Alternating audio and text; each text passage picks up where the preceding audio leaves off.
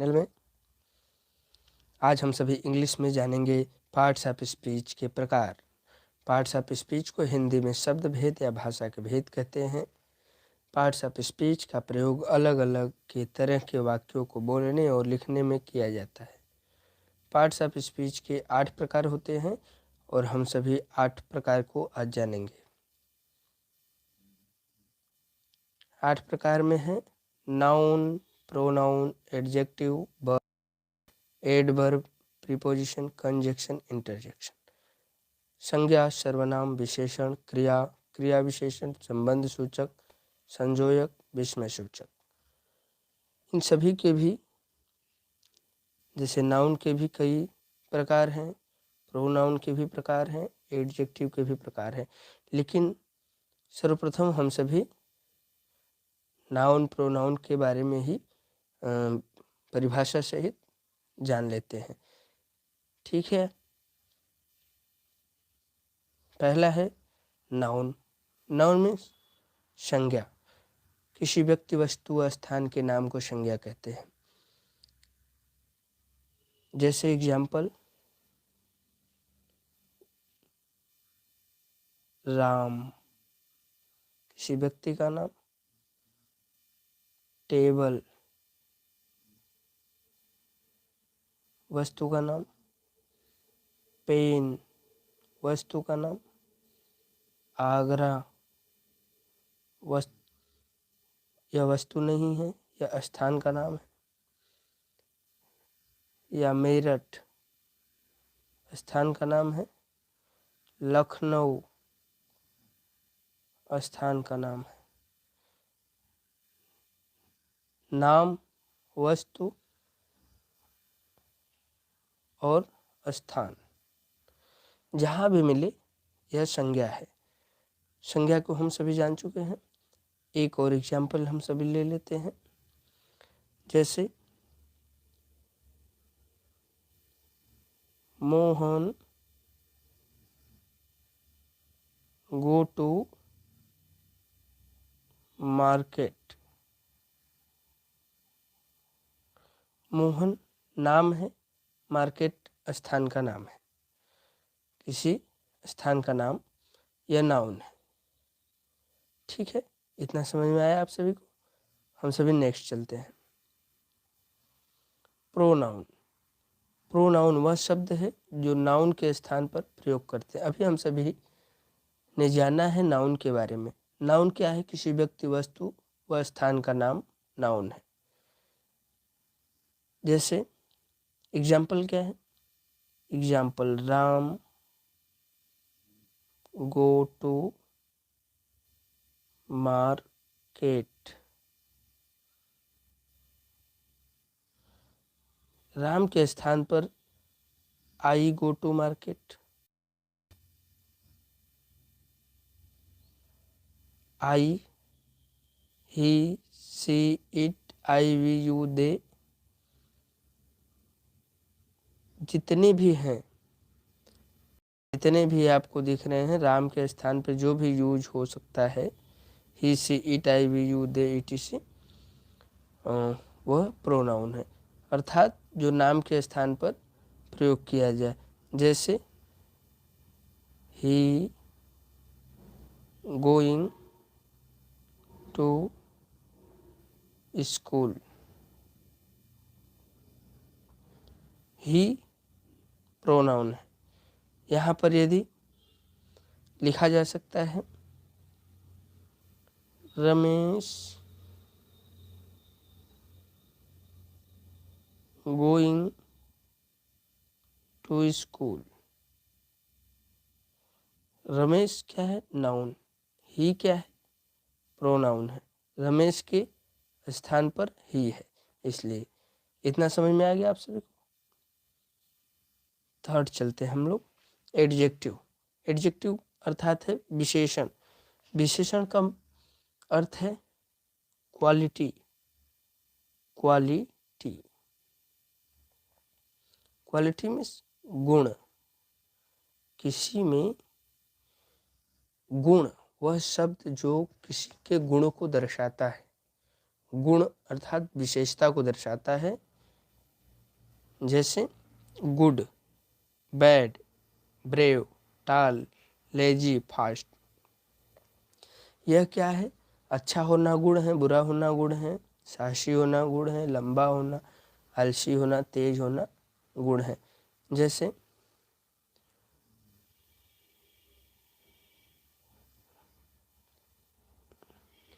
ऐसे लिखेंगे हम सभी, Ramesh is a good boy. Good क्या है? क्वालिटी है, क्वालिटी में गुण है। तो गुड है एडजेक्टिव, किसकी एडजेक्टिव बता रहे हैं? रमेश की। तो यह गुड है एडजेक्टिव। इतना समझ में आ गया आप सभी को? नेक्स्ट चलते हैं हम सभी। वर्ब, वह शब्द जो किसी वस्तु, स्थान के कार्य, क्रिया के दशा को दर्शाता है। क्रिया है, क्रिया का अर्थ है एक्शन, एक्शन एंड वर्क। यह जहां भी दिखे आपको वह है वर्ब। जैसे एग्जाम्पल है ईट, ईट मीन्स खाना, खाना खाना क्या है? क्रिया है। रन, रीड, यह क्या है? ये सभी क्रिया है। जैसे he is read a book. Read क्या है? क्रिया है, यह है वर्ब। ना समझ में आया आप सभी को? वर्ब के भी कई प्रकार हैं। इसके बारे में हम एक अलग से वीडियो बनाएंगे वर्ब के बारे में। इतना समझ में आ गया? क्रिया अर्थात जहां भी आप देख सकते हैं कोई भी वर्क हो रहा है, कोई एक्शन हो रहा है, कोई क्रिया हो रहा है, वहां वर्ब है। ठीक है, इतना समझ में आ गया आप सभी को? नेक्स्ट चलते हैं। एडवर्ब, क्रिया विशेषण, वह शब्द जो विशेषण, क्रिया या किसी दूसरे क्रिया विशेषण की विशेषता बताता है। हम सभी ने भी क्रिया के बारे में जाना। क्रिया क्या है? Action and work. उसकी विशेषता, क्रिया की विशेषता जो हमें बता रहा है वह एडवर्ब है। कैसे? जैसे एक उदाहरण है, जैसे he is very lazy.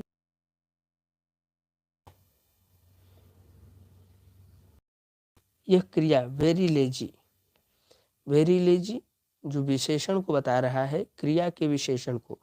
Lazy होना क्या है? लेजी होना क्या है? क्रिया है। और वेरी, वेरी अर्थात बहुत लेजी है, बहुत लेजी है अर्थात इसकी लेजी की विशेषता बता रहा है, इसलिए एडवर्ब है।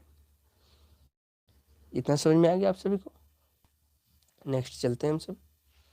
प्रीपोजिशन, वे शब्द जो किसी संज्ञा, सर्वनाम और वाक्य के दूसरे भाग के बीच को संबंध बताते हैं, उसे संबंध सूचक अव्यय या पूर्व सर्ग कहते हैं।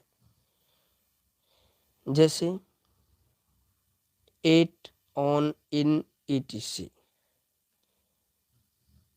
जैसे किसी दो शब्द, यहाँ पर परिभाषा को पहले हम समझेंगे। वे शब्द जो किसी संज्ञा, सर्वनाम और वाक्य के दूसरे बीच के संबंध बताते हैं। संज्ञा क्या है? सर्वनाम क्या है? हमें पहले हम सभी अभी पढ़ें, पढ़ने के बाद सर्वनाम को जाने और किसी भी वाक्य के दूसरे भाग के बीच को संबंध को बताते हैं। जैसे at, on, in, into, at, with, without, ये सब वर्ड जैसे हैं। जैसे she was, she was behind you। behind क्या है? प्रीपोजिशन, यह संबंध को बता रहा है। सी और यू के बीच का संबंध बता रहा है। ठीक है, एक और हम सभी उदाहरण के साथ लेते हैं। ही गोट into the room। into क्या है इसमें? into संबंध बना रहा है किसमें? ही गो में और रूम में। ठीक है, यह है प्रीपोजिशन। एक और उदाहरण हम सभी ले लेते हैं, जैसे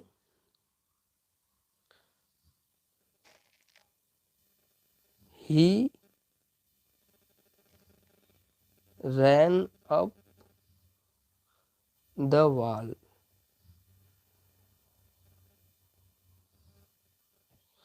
अब क्या है? संबंध बता रहा है ही और वाल के बीच में। ऐसे ही हमें समझना है। एक और हम सभी उदाहरण ले लेते हैं, जैसे लास्ट उदाहरण है इसे समझने के लिए। He is going to college. जैसे हमें लिखना है he going to college.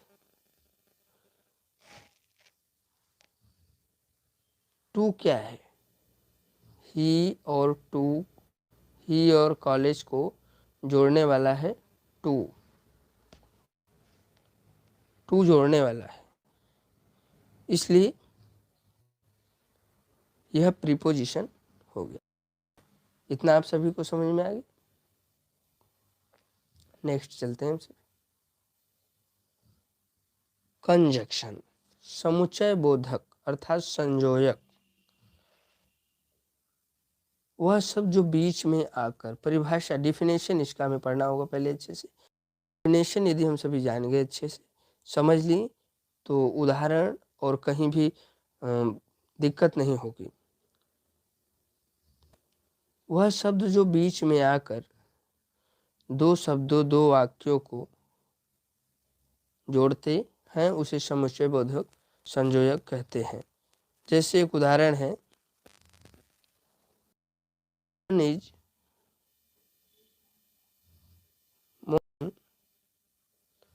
Is poor but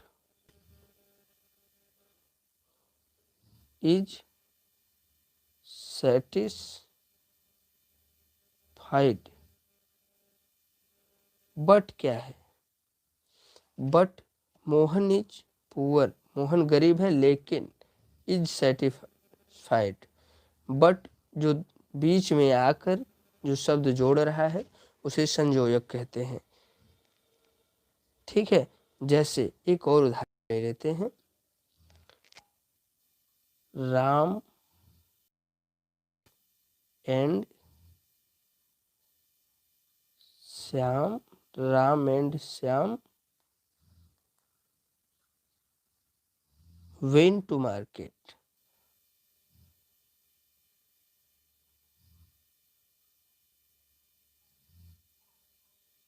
and क्या है? राम और श्याम को जोड़ने वाला एंड है, इसीलिए कंजक्शन। यह परिभाषा के अनुसार जो है, जो बीच में आकर दो शब्दों को, राम और श्याम को जोड़ रहा है, इसमें कंजक्शन समुच्चय बोधक है। और इसके पहले जो हम लोग सेंटेंस लिए थे, ये तो शब्द को जोड़ रहा है, Ram and Shyam went to market. सभी जो लिए थे, Mohan is poor but right, Mohan is poor एक हो गया, मोहन इज पुअर, यह एक जैसे मोहन गरीब है ये बता रहा है, लेकिन इसके आगे वाक्य को जोड़ने वाला एक शब्द है बट। बट मीन्स लेकिन। Is he satisfied. बट को जो जोड़ने वाला है, बट से यह वाक्य जुड़ रहा है। Mohan is poor but he satisfied. Understand? इतना हम सभी को समझ में आ गया।